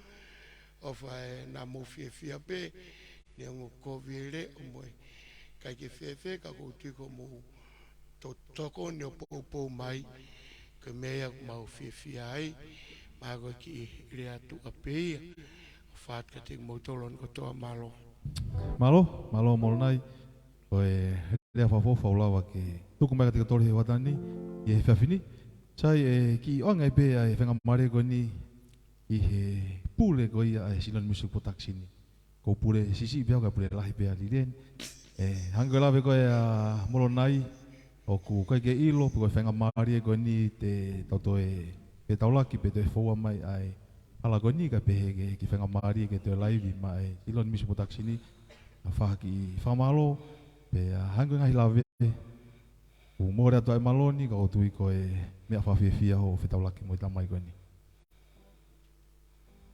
Pia te whamalo ko ni nake ki uila te kau he rea. Ka ko a te whamalo lo tonga ia ka ki mautoro ko e kau whene ai Silonis Music. Ko ilo mauloto lahi ke whahoko ai ngāwe ko ni ko ngai toko en mo ngai pōpō tope. I he ko meni ko ngai tohi whaloto lahi. O mau ai loto lahi ke whahoko mo kei lele anu whatupula ke talina tiko e ni. Ka ko honga ia he lava mai e tamai ko ni. Ko ngā pe ko e puli e tamai ko ma. Ne un ai ke ne ako i mauta he tami alia. Ka ko mau pe ma folai. Ke hoko te mea ko ni. Ko ngā pe ko whi mau ke vai mo tolo. He ko mea fuake me tamai mani. Ko whamala e ka molo, ko tali e whakawhena e whaiki ai. Ke rere mai mono o whiwhine mo mere ke mau whakamuna at peheni, whawhiwhia i mo tolo. Kai peke o ku pes laulo tae ke tasan o Felicia. Sio haviri ngu. Ko he tō tae na u tu whata ngue. Tāme o tangata eke. Whako tāpe ki ai rere mai. Neo ngau kai ke ilo pe ku ia e hoa ka ko ilo pe si tali si hoa whakatangi whai ki ai. Whamalo ka koula. Ko toko tahan ko whahela i lahi tahi i he whahoko ki ngawe koe ni. Ko toko taha ko Kevin Kios ko e toko taha pena e tāki po te tasau ni. Mo e iongi. Ka ko a te whamalo ka te en mo sione. Ko nau tolu iau nau tufak mo market a te CD e Silonis Music.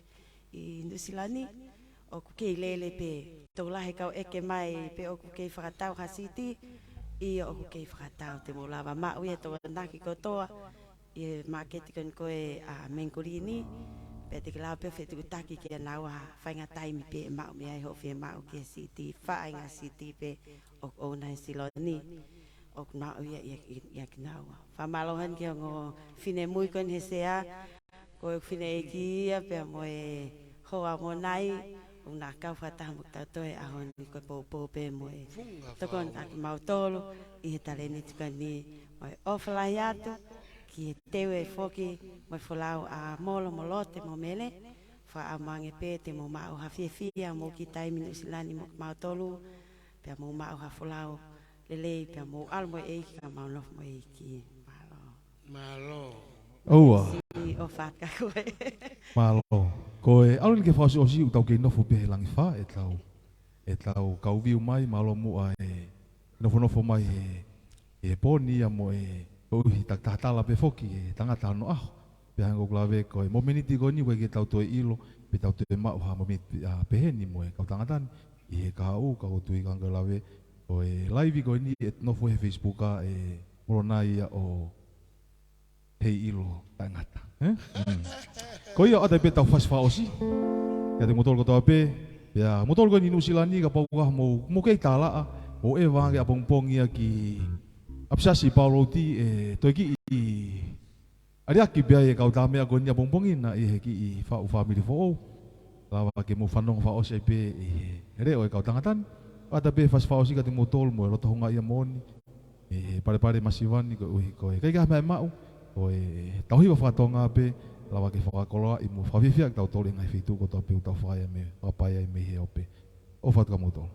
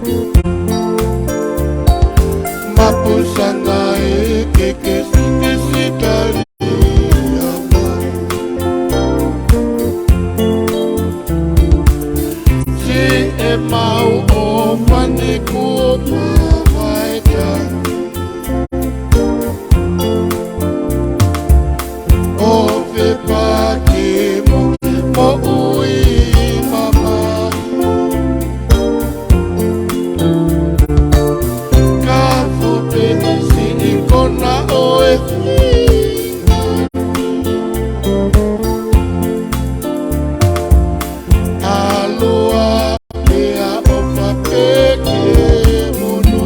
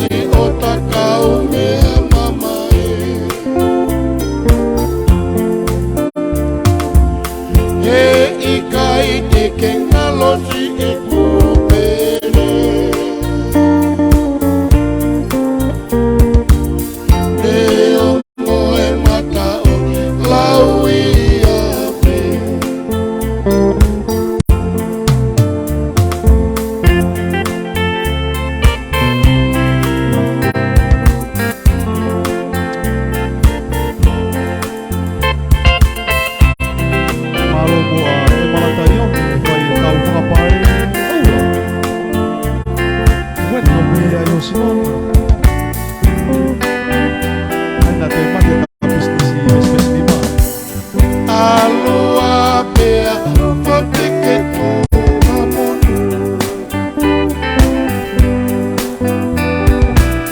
Lotu bea sikikume a ofa olahu Kalau falam moasi fine solatu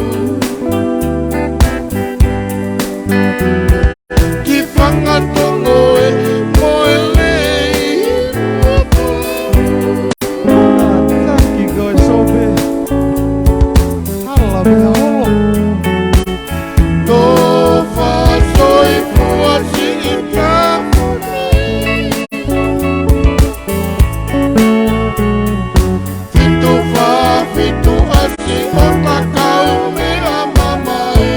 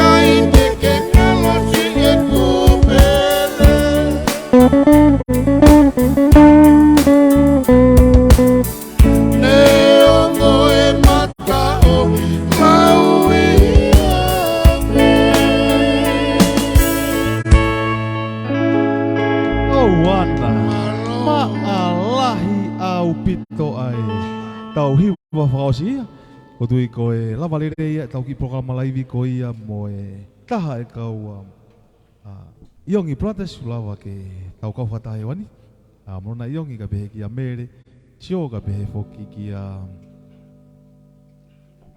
Kevin Pea tamahe nihi koni he o pe teki peki a holo ere o e tangata ka behe ki e tuhu Pea tāne ine i ke Mui mui ia i ongo tamaik whiwhine goia me halatahi au panlolo ki more au pito ki asi Oua, o whalahat katik motol ko toa pe malo i ngai toko ni me ngahi komen lelei me ngahi poupou me ngahi whakapare o mo whai mai me ngahi pito u au mo mea meai o whalahat katik motol o whabegi mo mao ha weekend lelei i he weekend ko ni pe o whabe nai toko ni ate tau ngai whasi ko he whiwhini ke whakalelua ke ngahi Ngafa ko ia poni o whalahat katik motol ko ta toki sio i he kahauna